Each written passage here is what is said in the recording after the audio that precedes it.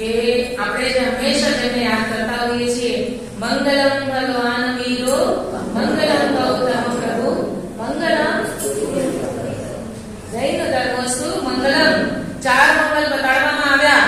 એક મંગલ ભગવાન મહાવીર, એક મંગલ ગૌતમ પ્રભુ, એક આપણો ધર્મ અને ચોથો સ્થૂલીપત્ર. વિચાર કરજો, આ સ્થૂલીપત્રને આ મંગલમાં સ્થાન આપવામાં આવ્યું છે. તો આજનું આ ચરિત્ર એટલે સ્થૂલપત્ર એનું નામ હતું. આ સ્થૂલપત્રનું ચરિત્ર આપણે લેશું કે જેને 84-24 સુધી યાદ રાખવામાં આવશે. 84-24 સુધી એમનું નામ ગાજશે.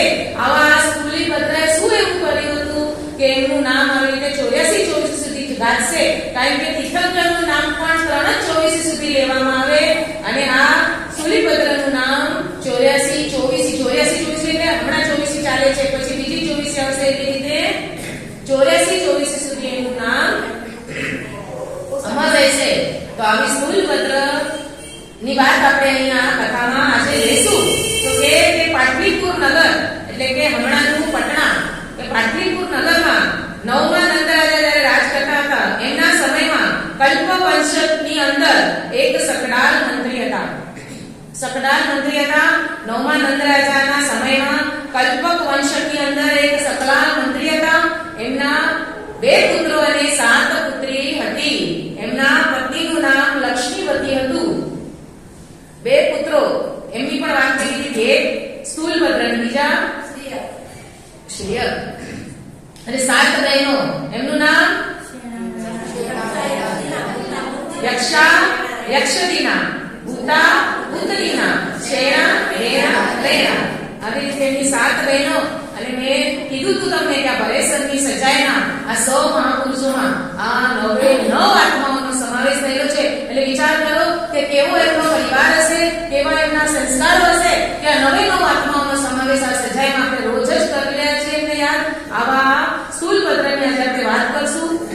તો આ સકડાલ મંત્રીના પુત્ર હતા અને સ્થૂલપત્ર જ્યારે થોડા મોટા થયા ને તો એમને એક નદીમાં કોષા વેશ્યા હતી, ગણિકા હતી કોષા નામની. તો એના રૂપમાં એટલા મોહી ગયા હતા કે એના વગર એમને ચાલે નહીં. અને ધીરે ધીરે એના ઘરે જ પૂરા પરમાનન્ટ એના ઘરે જ રહેવા લાગ્યા. તો આ સ્થૂલપત્ર હંમેશા કોષાના ઘરે જ રહેતા હતા, ત્યાંથી ક્યારે પણ નીકળતા જ નહીં. એટલા એમની અંદર આસક્તિ હતી. એ ગણિકાની અંદર આસક્તિ હતી. એનું નામ હતું કોષા. અને અહીં આ જે શ્રેયક હતો એ સેનાપતિ હતા અને સકડાલ મંત્રી હતા.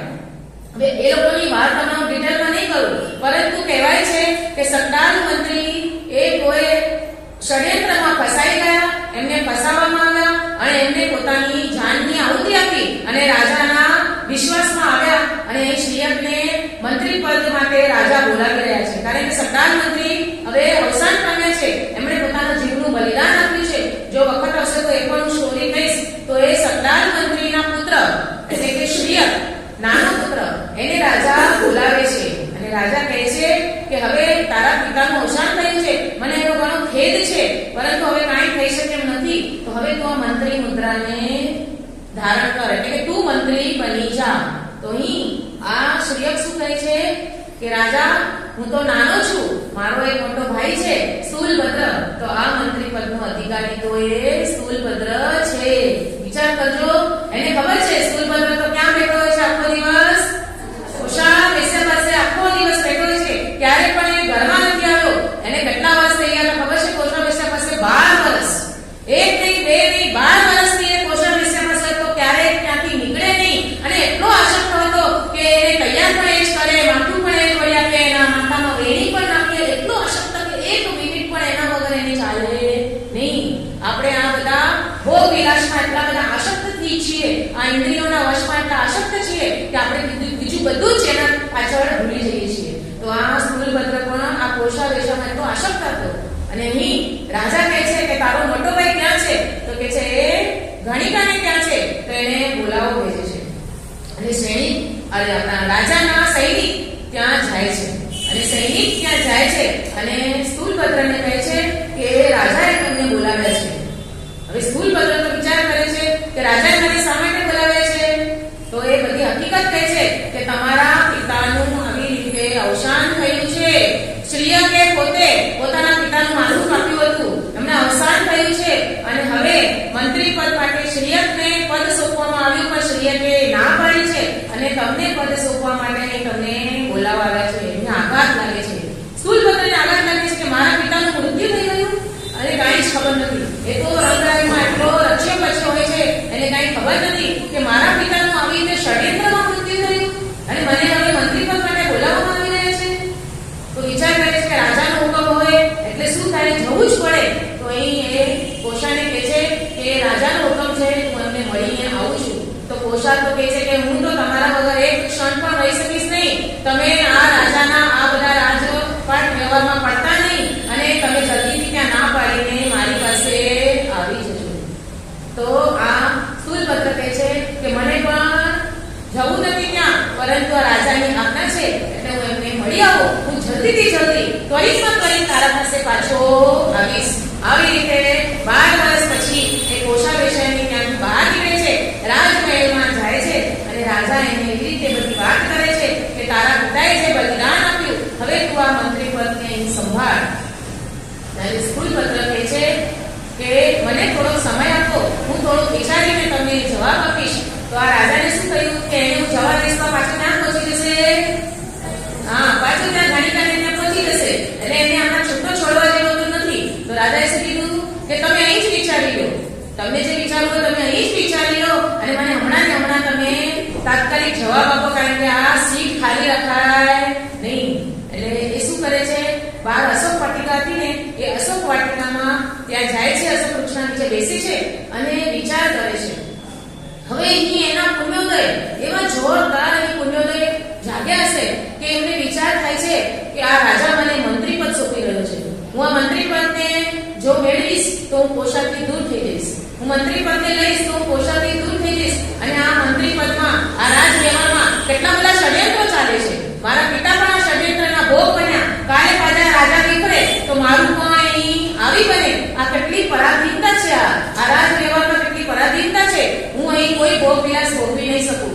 આમ એટલા બધા વિચારમાં પડે છે, એટલા બધા વિચારમાં પડે છે. પછી એમને વિચાર થાય છે કે પરાધીનતા તો ક્યાં નથી, પરાધીનતા તો ક્યાં નથી. અહીં આ કોષા પાસે પણ પરાધીનતા છે. હું મારા ઇન્દ્રિયોના વશમાં નથી, હું અહીં પરાધીન છું, કોઈ પોતાના વશમાં નથી. બધા પરાધીન છે. એવા ઉચ્ચ વિચારો ચડે છે, એવા ઉચ્ચ વિચારો ચડે છે અને એમને થાય છે ઓહો, આ સ્વાધીનતા, આ શાશ્વત સુખ તો આ મુનિ ભગવાન તો ભોગવી રહ્યા છે કે જેમણે આ સંસારનો ત્યાગ કરીને શાશ્વત સુખ મોક્ષ માટે અહીં સંયમ લઈ લીધું છે. તો આ શાશ્વત સુખ એટલે કે સ્વાધીનતા જ છે, જ્યાં પરાધીનતા નથી, જ્યાં કોઈ મોહ માયા નથી, જ્યાં સંસારના દુઃખો નથી, આ ભવ ભ્રમણા નથી. એવું આ સંયમ જ ઉત્તમ છે અને આ મોક્ષ જ શાશ્વત છે.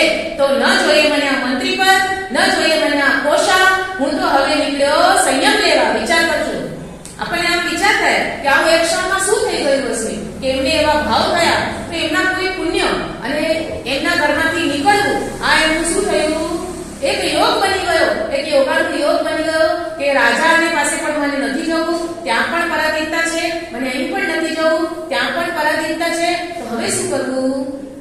એ પોતાના હાથે પોતાનું લોચ કરી દે છે, અશોક વૃક્ષની નીચે તે પોતાનો લોચ કરી દે છે અને જે એના પાસે રત્ન કમલ હતું, જે ખેસ હતી, એના દોરા કાઢીને ચળવળો ઓગો બનાવી લે છે અને ઓગો ધારણ કરે છે. સફેદ એક વસ્ત્ર હતું એ ધારણ કરે છે અને પછી પોતાની રીતે ભાવ ચારિત્ર લઈ લે છે અને રાજાના દરબારમાં જાય છે અને ત્યાં જોરદાર ધર્મલાપ કહે છે.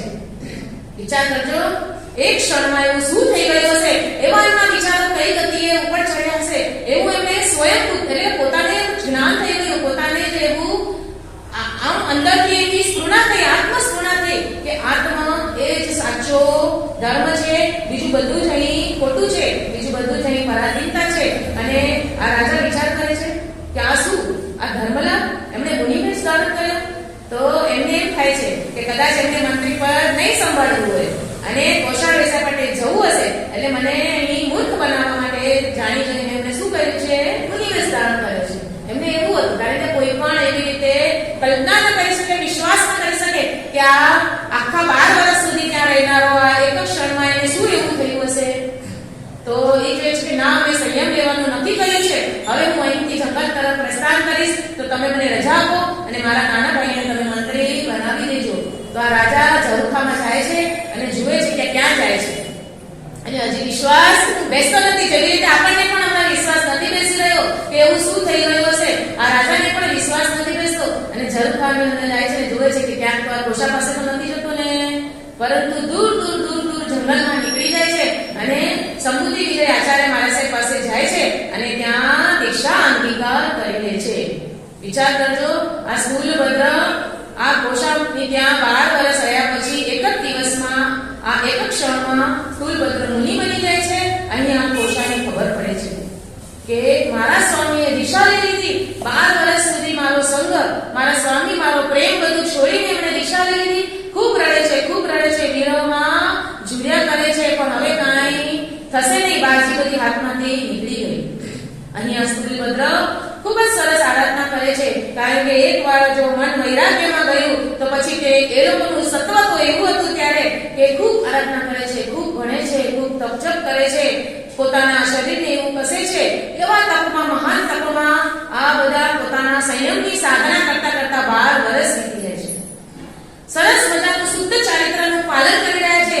એક પણ દિવસ એમને કોષા યાદ આવતી નથી, કારણ કે એકવાર જે મનમાંથી કાઢી નાખ્યું એવા ઉત્તમ સંયમી એવા આ સ્થૂલભદ્ર 12 વર્ષ પછી એક દિવસ પોતાના ગુરુ પાસે આ 4 શિષ્યો આવે છે. ચાતુર્માસ નજીક આવી રહ્યું હતું, આ 4 શિષ્યો ગુરુ પાસે આવે છે.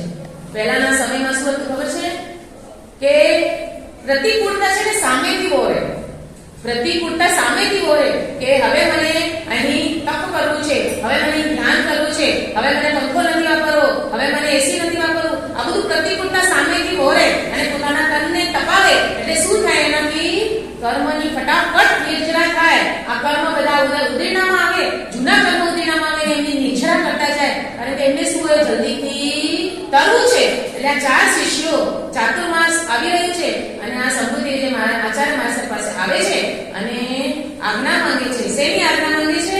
તો પહેલા જે શિષ્ય હતા એ કહે છે કે હે ગુરુવર, મને 4 માસ ચાતુર્માસ આ સિંહની ગુફાની બહાર કરવું છે. ચાતુર્માસમાં હું આહાર પાણીનો ત્યાગ કરીશ, ઉપવાસ કરીશ અને સિંહની ગુફાની બહાર આરાધના કરીશ, તો મને આજ્ઞા આપો. કારણ કે સિંહની ગુફાની બહાર કેવી રીતે આરાધના થાય, કેટલો ડર હોય, કેટલી જીવની આપણને ભય હોય, પરંતુ આ ભયને જીતવા માટે, આ સાધના કરવા માટે આ ઉગ્ર સાધુઓ બધા આવી રીતે પ્રતિકૂળતાને સામેથી વહોરી લેતા હોય છે. તો આ એક સાધુ કહે છે કે હું સિંહની ગુફાની બહાર 4 મહિના ઉપવાસ કરીને સાધના કરીશ. તો એમની એવી સારી શક્તિ હશે એ આચાર્ય મહારાજ સાહેબે જોયું, તેમને આજ્ઞા આપી, ભલે જાઓ. બીજા શિષ્યએ કીધું કે હું સર્પના બિલની બહાર 4 મહિના ઉભો રહીને ઉપવાસ કરીને સાધના કરીશ, તો એમને પણ ગુરુ મહારાજે રજા આપી.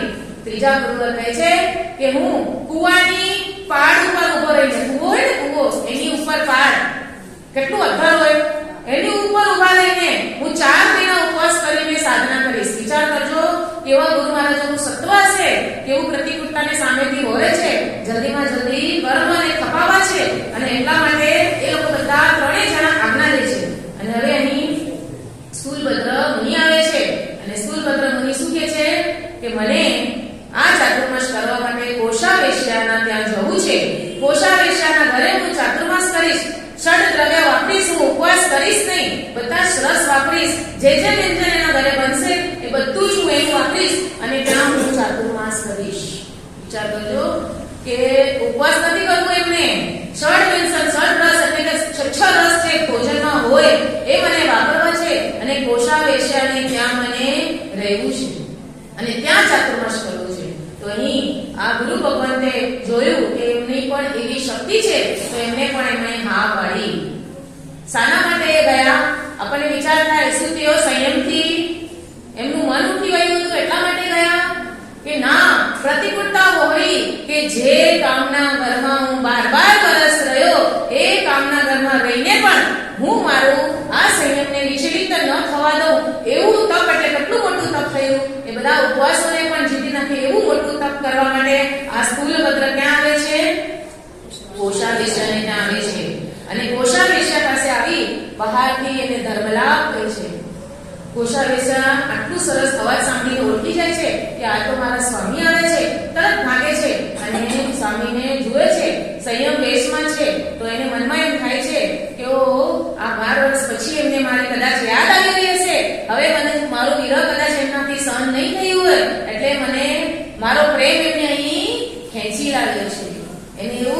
ગલતફહેમી થાય છે કે મારા માટે આવ્યા છે, મારો પ્રેમ એમને ખેંચી આવ્યો છે અને એમને આવકારે છે અને એમને આવકારીને બેસાડે છે, ત્યારે સ્થૂલભદ્ર કહે છે કે હું અહીં ચાતુર્માસ કરવા માંગુ છું અને તારી જે ચિત્રશાળા છે એમાં હું ચાતુર્માસ કરવા માંગુ છું. ચિત્રશાળા એટલે વિચાર કરજો, ત્યાં એવા એવા ચિત્રો હતા જે વાસના અને વિકારોને જગાડે, એવા ચિત્રો, અને એ ચિત્રશાળામાં એમને ચાતુર્માસ કરવું હતું. આજ્ઞા માંગે છે.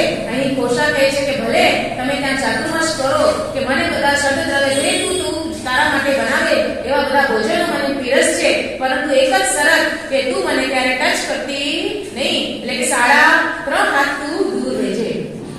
અહીં કોશાને થાય છે ભલે જે હમણાં કહી રહ્યા છે બધું માન્ય રાખે છે અને અહીં એ ચાતુર્માસ માટે બિરાજમાન થાય છે, મૌનપૂર્વક બિરાજમાન થઈ જાય છે. અને આ ચિત્રશાળા, આટલા બધા ચિત્રો કે જેને જોઈને જ વિકારો ઉત્પન્ન થાય એવા ચિત્રની ચિત્રશાળામાં બેસે છે અને ત્યાં કોશા ઘણી બધી વાનગીઓ બનાવે છે, એટલી બધી વાનગીઓ બનાવે છે કે જે વાનગીઓ ખાઈને હજી વિકારોને વેગ મળે એવી વાનગીઓ બનાવે છે અને અહીં પીરસે છે અને પોતે સરસ મજાની તૈયાર થાય છે. રૂપ અને લાવણ્ય યુક્ત એનું રૂપ, એટલે વિશ્વ સુંદરી જેવું એનું રૂપ હતું અને એટલી તૈયાર થઈને સ્થૂલભદ્રની સામે આવે છે. વિચાર કરજો, જે જોઈને સબકોન્શિયસ માઇન્ડમાં પણ આપણને કામ ઉત્પન્ન થાય એવું રૂપ એમનું, અને એને જોઈને પણ સ્થૂલભદ્ર જરા પણ વિચલિત થતા નથી.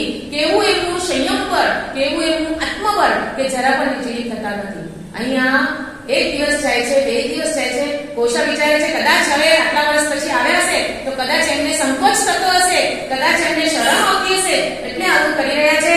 ધીરે ધીરે મારા મોહમાં ફસાયા વગર રહેશે નહીં, કારણ કે 12 વર્ષનો મારો પ્રેમ, રોજ એમને 12 વર્ષનું પાસ્ટ યાદ કરાવે, રોજ એમને પોતાનો પ્રેમ યાદ કરાવે, રોજ નવા નૃત્ય કરે, આ આંખોના લટકા કરે, શરીરના લટકાઓ કરે અને એમને લુભાવવાની કોશિશ કરે, રોજ કેટલા બધા આહારો એમને જમાડે, પોતાના બધી મિત્રો સહેલીઓને બોલાવે અને રોજ એમને બધા યાદ કરાવે કે તમે આપણે કેવું જીવન જીવતા હતા, આપણું પ્રેમ કેવું હતું, આપણે કેવા આનંદ કરતા હતા, આ બધી વાતો કરતા. વિચાર કરજો, આ સ્થૂલભદ્ર આ પાસ્ટ 12 વર્ષ આ ઘરમાં રહ્યા છે અને એમને કેટલા સુખો ભોગવ્યા છે, એ જ ઘરમાં પાછું બધું ખાઈને પીને પણ એમના મનમાં સબકોન્શિયસ માઇન્ડમાં પણ જરા પણ એવા ભાવ આવતા નથી. એટલે કેવું એમનું ઉચ્ચ સંયમ બળ કે કામના ગરબા પર રહીને કામ વાસના એમને પ્રજ્વલિત કરતી નથી.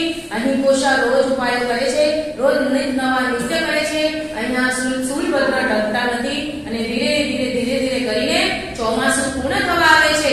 જેવું ચોમાસું પૂર્ણ થવા આવે છે તો એ કોશા હવે થાકી જાય છે કે જેમ એ કામ ઉત્પન્ન કરવા જાય, જેમ એ વિકાર ઉત્પન્ન કરાવવા જાય, તેમ આ સ્થૂલભદ્ર એકદમ દ્રઢ થતા જાય, વજ્ર જેવા કઠણ થતા જાય. ત્યારે બોલી હતાશ થઈ જાય છે અને કહે છે શું તમે પથ્થર બની ગયા છો, શું તમે પથ્થર બની ગયા છો, શું આપણને આપણો પ્રેમ તમને યાદ નથી, શું મારાથી વિશેષ તમને કોઈ મળી ગયું છે, શું તમને મારાથી આનંદદાયક કંઈક મળી ગયું છે, શું તમને મારા કરતા વધારે સુખ શેમાં છે. તો એમણે 4 મહિના પછી પોતાનો ઓગો ઉપર કરીને કીધું કે મારું આ શાશ્વત સુખ આમાં છે. ત્યારે પહેલી વાર બોલ્યા અને કોશાને કહે છે કે કોશા તું પણ આ બધા વિષય વિકારોમાંથી બહાર નીકળ, આ શાશ્વત સુખ આમાં છે. આટલા વખત સુધી હું તો ફક્ત આ ચામડીને નહીં પણ આ હાડ માંસ, લોહી મજા અને મળમૂત્રનું આ શરીર છે જે ફક્ત બહારથી જ સુંદર દેખાય છે, અંદર તો ગટર જેવું છે, એવું જ હું જોઈ રહ્યો છું. ત્યાં અંદર તો આપણા બધાનું શરીર કેવું છે, લોહી, પરુ, માંસ, હાડકા અને મળમૂત્રથી ભરેલું છે. ફક્ત બહાર આ 4 mmની તમારી ચામડી જે આ વિશ્વ સુંદરી જેવું રૂપ આપી રહ્યું છે, પણ હું એને જોતો નથી, હું આ ગટરને જ જોઈ રહ્યો છું અને મને આ ગટરમાં પડવું નથી. મારા પાસે આ ઉત્તમ સંયમ, આ શાશ્વત સુખ છે, તો તું પણ આમાંથી બહાર નીકળ. આ કોશાને પ્રતિબોધ કરે છે અને એને આ બધી વાતો કરે છે અને ઓલી કોશા વિચાર કરે છે કે સાચી વાત છે કે તમારા આ સંયમ ધર્મને ધન્ય છે, તમારા આ ચારિત્રને ધન્ય છે, તમારું આ શીલ બળને ધન્ય છે કે મારા જેવીને હું એક ઈશારો કરું તો એ 100 જણ આવીને નમી પડે એવી મને તમે હરાવી દીધી છે. હવે મારા પર ઉપકાર કરો કે 12 વર્ષ સુધી તમે મને આટલું ધન આપ્યું, 12 વર્ષ સુધી તમે મને આટલું ધન આપ્યું, હવે મને આ શાશ્વત સુખ પ્રમાણે મને આ 12 વ્રત આપો. વિચાર કરજો, માટે 12 વ્રત આપો. અને અહીં આ સ્થૂલભદ્ર મુનિ એને 12 વ્રત આપે છે અને આ કોષા વેશ્યામાંથી બનીને કોષા શ્રાવિકા બની જાય છે. 12 વ્રતને ધારણ કરે છે.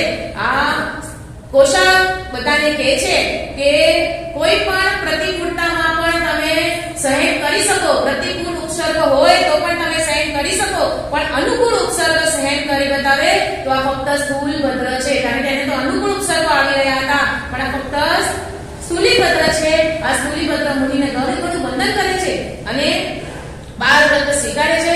અહીં સ્થૂલીભદ્ર કોષા શ્રાવિકાને ધર્મલાભ આપીને પોતાના ગુરુ પાસે પહોંચે છે.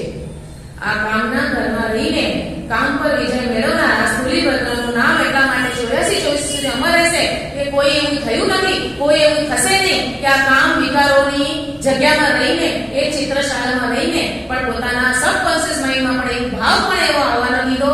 આ ફક્ત સ્થૂલીભદ્ર કરી શકે. બધા ગુરુ પાસે જાય છે, ચારે મુનિઓ ગુરુ પાસે આવે છે અને જેવું સિંહ ગુફા વાળા આવે છે ગુરુ પાસે, ગુરુ કહે છે દુષ્કર, એટલે કે સરસ, બહુ સરસ, તમે આટલું સરસ આરાધના કરી અને કેટલા એમને બધા ઉત્સર્ગો આવ્યા છે ત્યાં જંગલમાં, પણ ક્ષમતાથી સહન કરીને તમે ચાતુર્માસ પૂર્ણ કરી આવ્યા છે. દુષ્કર કીધું, પછી બીજા આવ્યા, ત્રીજા આવ્યા, બધાને દુષ્કર કીધું અને બધાને અનુમોદના કરી. અને જેવા સ્થૂલીભદ્ર અંદર આવે છે તો ગુરુ મહારાજ ઉભા થઈ જાય છે.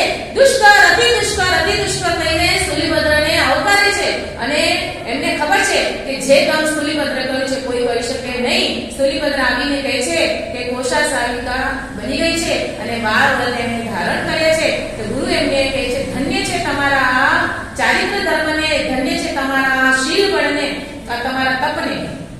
હવે આપણા 4 જણમાંથી આપણા વધારે વખાણ થાય તો સામેવાળાને શું થાય? ખબર, સામેવાળાને ઈર્ષ્યા થાય. તો અહીં ઓલા સિંહ ગુફાવાસી જે હતા ને મુનિ, એમને થયું બધે ત્રણે વાતો કરે છે, આપણે તો 4 મહિનાનો ઉપવાસ કર્યા અને તો બધું આરોગ્યું, સારું ખાધું, આપણે તો ત્યાં જંગલમાં વનમાં ભટક્યા અને આ તો ઓલા વેશ્યા પાસે બેઠો રહ્યો. એમાં શું મોટી એને હોશિયારી તો કીધી, આટલું બધું શું એને આ આચાર્ય ભગત, આપણા ગુરુ ભગત એના વખાણ કરે છે, આ તો આપણે પણ કરી શકીએ, એમાં શું છે? અને ઈર્ષ્યાથી ભરાઈ ગયેલા એ વિચાર કરે છે, જે સિંહ ગુફાવાસી જે મુનિ હતા વિચાર કરે છે કે હું આવતો ચોમાસો હું પણ આ કોષા વેશ્યાને ત્યાં કરીશ અને બતાવી દઈશ કે હું પણ આ સ્થૂલભદ્ર જેવો જ ચારિત્રવાન છું. અને એવી રીતે આ સ્થૂલભદ્ર આગળ ભણે છે, ખૂબ ભણે છે અને અહીં બીજું ચાતુર્માસ આવે છે. 8 મહિના સુધી જે વાટ જોઈ રહ્યા હતા એ મુનિ, એ બીજું ચાતુર્માસ જ્યારે આવે છે ત્યારે ગુરુ ભગવાન પાસે આદેશ દેવા જાય છે કે મને કોષા વેશ્યાને ત્યાં ચાતુર્માસ કરવાની આજ્ઞા આપો. ત્યારે ગુરુ ભગવાન કહે છે કે તારું સત્વ એવું નથી કે તું કોષા વેશ્યાને ત્યાં ચાતુર્માસ કરી શકે, એટલે હું તને આજ્ઞા ના આપી શકું. તે કોણે કીધું મારું સત્વ એવું નથી? હું બતાડી દઈશ તમને કે મારું સત્વ કેવું છે. અને જબરદસ્તી એ કોષા વેશ્યાને ત્યાં ચાતુર્માસ કરવા માટે જાય છે, ધર્મલાભ આપે છે. કોષા વેશ્યાને જોઈને વિચાર કરે છે કે આ સાધુ મુનિ સમજી જાય છે થોડી વારમાં એમની વાતો પરથી કે આ સાધુ ઈર્ષ્યાના કારણે અહીંયા આવ્યા છે અને એ એમનું ચારિત્રનું પાલન કરી શકશે કે નહીં એની પરીક્ષા કરવા માટે એ એને આવકારે છે. એમને સ્થાન આપે છે ક્યાં? ચિત્રશાળામાં. ચિત્રશાળામાં બધા ચિત્રો જોઈને તો એ ડગી ગયા અને તરત એમનું મન વિચલિત થઈ ગયું. 1 દિવસ થયા, 2 દિવસ થયા અને તરત એ પોતાના ચારિત્ર ધર્મમાંથી વિચલિત થઈ ગયા. કામ વિકારો એમાં જાગી ગયા અને એ વેશ્યાને કહે છે કે તું મારા સાથે કામ સુખ ભોગ અને તું મને આધીન થા. ત્યારે કોષા કહે છે કે અમે લોકો ગણિકા છીએ અને હવે તો હું શ્રાવિકા છું, એમણે ન કીધું કે હું ગણિકા છું અને હું પૈસા વગર કાંઈ કામ કરું નહીં. એને પ્રતિબોધવા માટે આવી રીતે કહેતા હતા કે હું પૈસા વગર કોઈ કામ કરું નહીં, તમને પૈસા લાવો. ત્યારે ઓલા મુનિ કહે છે કે અમારા પાસે ક્યાંથી પૈસા હોય, અમારા પાસે તો કોઈ દ્રવ્ય નથી. ત્યારે કહે છે કે કામ કરો, તમને મને પામવું છે ને તો અહીંથી નેપાળ જાઓ, ત્યાંથી પાટણથી નેપાળ જાઓ, ત્યાંનો રાજા કોઈ પણ નવો સંત આવે તો એને રત્નકંબલ ભેટ આપે. 1 લાખ રૂપિયાનું રત્નકંબલ છે, એ રત્નકંબલ મારા માટે લઈ આવો તો હું તમને આધીન થાઉં. વિચાર કરો, કામ ભોગમાં આટલા બધા વિકારો એમની અંદર ઉત્પન્ન થઈ ગયા હતા કે ચાલુ ચાતુર્માસમાં એ પાટણથી નેપાળ જવા માટે તૈયાર થઈ ગયા, વિહાર કરી ગયા. એમના મનમાં એક જ કે મને હું કોષાને ભોગવું. આટલો બધો વિકાર એમના મનમાં બસ આ થોડા દિવસોમાં જ ઉત્પન્ન થઈ ગયો અને ત્યાંથી ક્યાં ગયા? નેપાળ ગયા. આવી રહ્યા હતા તો ચોરે છોડી દીધું, પાછા ગયા. બસ મને આને પામવું છે, પાછા ગયા. એટલું એમનું એ વિશ્વ સુંદરીનું સુંદરતા હતી કે લોભાઈ ગયા હતા અને રત્નકમલ લઈને પાછા આવ્યા. એટલી મહેનત, એટલી તકલીફ, એટલું કષ્ટ વેઠીને, એટલા વ્યાર કરીને આવ્યા અને ખુશ થયા કે હવે કોશા મારી થશે. આવીને કોશાને કહે છે કે જો હું તારા માટે રત્નકમલ લઈ આવ્યો છું, હવે તું મારી સાથે કામ સુખ ભોગ. અને રત્નકમલ કોશાને આપે છે અને રત્નકમલ શું કરે છે કોશા? તો પોતાના પગલુછણિયાની જેમ પગલુછે છે અને એને ગટરમાં ફેંકી દે છે. ઓલા તો એકદમ ગુસ્સે ભરાયા, આટલી મહેનત કરી તને ખબર પડે છે? તું મૂર્ખ છે, તને ખબર પડે છે હું કેટલી મહેનત એને લાવ્યો છું? બે વાર હું ત્યાં વિહાર કરીને ગયો, મને કેટલા બધા કષ્ટ પડ્યા અને તું મૂર્ખ છે અને ગટરમાં ફેંકી દે છે. બસ એમને જોતું તું ને મળ્યું. કોશાએ કીધું હું મૂર્ખ નથી, તમે મહામૂર્ખ છો કે આટલા વર્ષોનું સંયમ ધર્મ, આટલા વર્ષોનું તમે તપ ધર્મ, કેટલી કષ્ટ વેઠીને તમે અહીં સુધી પહોંચ્યા છો અને આ તમારું બધું ચારિત્ર ધર્મને આ શરીરરૂપી ગટરમાં ફેંકવા માંગો છો. તો જો વિચાર કરજો, એણે તરત જ પ્રતિબોધવા માટે આમ તીર ફેંક્યું અને તીર ધન કરીને આ મુનિના હૃદયમાં લાગી ગયું અને વીજળી આમ જાણે કંપી ગઈ એમના હૃદયમાં અને થયું હું ક્યાં હતો? હું આટલા વખત તો મારા વિકારોમાં ચાલ્યો હતો. કોશાએ સાચું કીધું કે આ શરીરરૂપી ગટરમાં હું મારું આ ચારિત્ર ધર્મ જે ઉત્કૃષ્ટ આટલો બધો વેઠીને મેં ચારિત્ર ધર્મ જે આટલા વર્ષોનું મારું આ ધર્મને હું ગટરમાં ફેંકી રહ્યો છું. અને તરત જ પ્રતિબદ્ધ પામી ગયા. આ કોશા વેશા વિચાર કરજો, પોતે તો પ્રતિબદ્ધ પામી પણ આ મુનિને પણ પ્રતિબદ્ધ પમાડ્યા. અને આ મુનિ પાછા આચાર્ય મહારાજ પાસે આવે છે અને એમને કહે છે કે મને પ્રાયશ્ચિત આપો, મને આલોન આપો, મેં જે કર્મ કર્યું છે મને આલોન આપો. અને ઉગ્ર સાધના કરે છે. આવી આ કોશા સાવિકા બની 12 વ્રત એને સ્વીકાર કર્યા. આપણે શું કરીએ? કોઈનું પાસ્ટ જોઈને આપણે શું કરીએ? જજમેન્ટ કરીએ. આપણે બધા જજમેન્ટલ બહુ આપણે શું કરીએ? જજમેન્ટ બહુ કરીએ કે આ હવે ધર્મ કરવા નીકળ્યો છે, ખબર છે હવે એનું પાસ્ટ કેવો હતો. આપણે ને સોર ચૂએ ખાતર એટલે આપણે બધા જજમેન્ટલ બહુ કે આને બેઠો હોય તો ધર્મ કેડો પાસે મને ખબર હે, ઈ કે ભૂતકાળના કોર કે છે મને ખબર હે, પરંતુ કોઈના ઉપર આવું જજમેન્ટ કરવું નહીં. કારણ કે જો કોશા વેશ્યા જો સાવિકા બની શકે છે, 12 વર્ષ રહેલા સ્થૂલભદ્ર જો આવા ઉગ્ર સંયમી બની શકે છે, તો પછી કોઈ પણ કંઈ પણ પરિવર્તન પોતાના જીવનમાં લાવી શકે છે. એ આના ઉપરથી જાણવા જેવું છે. અહીંયા સ્થૂલભદ્ર આગળ જઈને ભદ્રબાહુ સ્વામી પાસે અભ્યાસ કરવા જાય છે. એમને 500 શિષ્યોને ભદ્રબાહુ સ્વામી પાસે અભ્યાસ કરવા જાય છે. એમાંથી બધા પાછા આવી જાય છે. ફક્ત સ્થૂલભદ્ર મુનિ અભ્યાસ કરે છે. ત્યાં 10 પૂર્વનું એમણે જ્ઞાન મેળવ્યું. અર્થ સાથે 10 પૂર્વનું જ્ઞાન મેળવ્યું. તેઓ 10 પૂર્વધારી થઈ ગયા હતા અને એક દિવસ નાનકડી ભૂલ એમની એમનું અહંકાર એમને પાછું પ્રોબ્લેમમાં નાખી દીધું. એમની બહેનો 7 બહેનો એમને વંદન કરવા માટે ત્યાં આવી અને આચાર્ય મહારાજ એમને કહે છે કે અમારા ભાઈ સ્થૂલીભદ્ર ક્યાં છે? એમના અમને દર્શન કરવા છે. તો કે છે અંદર આરાધના કરી રહ્યા છે, પોતાની સાધના કરી રહ્યા છે. તો આ બંને આ 7 બહેનો અંદર જાય છે. તો અહીંયા સ્થૂલીભદ્રને ખબર પડે છે. તો એમને રમૂજ સૂજે છે. એમને એમ થાય છે કે મારું વિદ્યાર્થીઓ કાંઈક એમને બતાડું અને એ શું કરે છે? સિંહનું રૂપ ધારણ કરી લે છે અને અંદર એ પોતાની જગ્યાએ સિંહ બની જાય છે. તો એ જે બહેનો આવી છે એ સિંહને જોઈને ડરી જાય છે. અચાનક સિંહને જોઈને ડરી જાય છે અને બહેનો પાછી આચાર્ય મહારાજ પાસે આવે છે કે છે અંદર તો મારા ભાઈ નથી, અંદર તો સિંહ છે. તો આચાર્ય મહારાજ ભદ્રબાહુ સ્વામી સમજી જાય છે કે આ સ્થૂલીભદ્રને જ્ઞાનનું અજીર્ણ થયું છે. આ જ્ઞાનનું અજીર્ણ થયું છે. એ ગુસ્સે થાય છે કારણ કે જ્ઞાનનો ઉપયોગ, પોતાની વિદ્યાનો ઉપયોગ જલ્દીથી તેઓ કરે નહીં અને આવા રમૂજ માટે તો બિલકુલ ના કરે. એટલે એ સ્થૂલીભદ્ર બહાર આવે છે. તો ભદ્રબાહુ સ્વામી કહે છે કે હવે હું તને ભણાવીશ નહીં. આગળના 4 પૂર્વ તને ભણાવવાનું નથી. કારણ કે સિંહણનું દૂધ તો સોનાના પાત્રમાં જ પચે. એટલે તું હવે આ અજ્ઞાનનું તું અજીર્ણ કરે છે.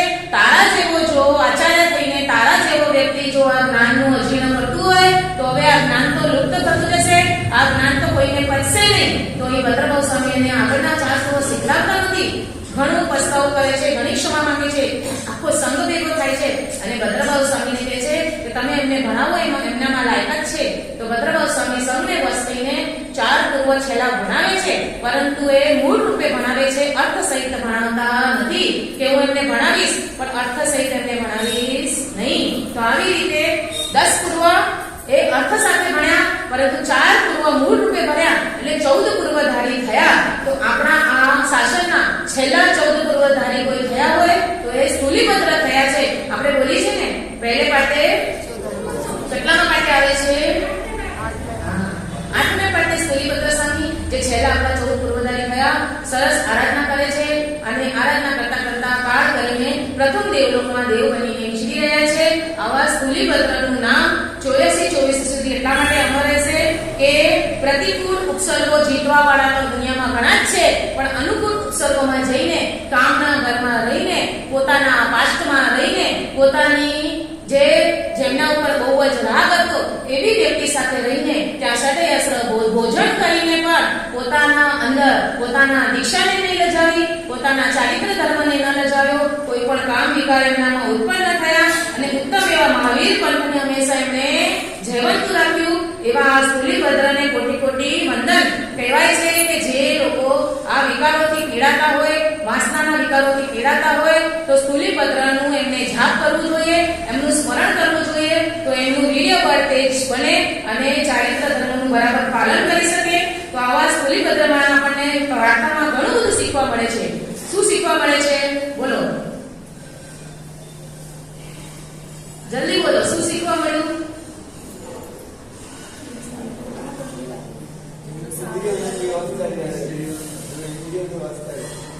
ઇન્દ્રિયોને આધીન નહીં બનવાનું, એને વશ કરતા શીખવાનું. પછી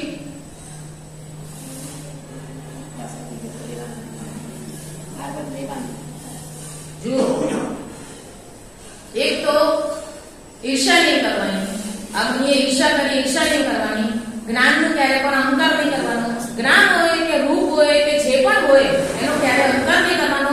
જે ચીજનો અહંકાર કરીએ એ આપણને ભવમાં આપણને એ ચીજ મળે નહીં, એટલે અહંકાર ક્યારે પણ કરવાનું નહીં, ઈર્ષા ક્યારે પણ કરવાનું નહીં. આ કામ વાસના વિકારોમાંથી જેટલું બને એટલું બહાર નીકળવાનું અને શક્ય હોય ત્યાં સુધી આ પ્રતિકૂળ ઉપસર્ગોમાં રહીને અનુકૂળ ઉપસર્ગોમાં રહીને પણ પોતાના વીર્યને જાળવી રાખવાનો. તો અહીં ઘણું બધું અહીં શીખી રહે છે. પોતાના પાષ્ટમાં કોઈના પાષ્ટ પરથી ક્યારે પણ જજમેન્ટલ બનવું નહીં. એ પણ મોટામાં મોટી શીખ આ વાર્તા આપે છે કે કોઈના ઉપર જજમેન્ટ કરવો નહીં કે આ આવો ને આ તેવો.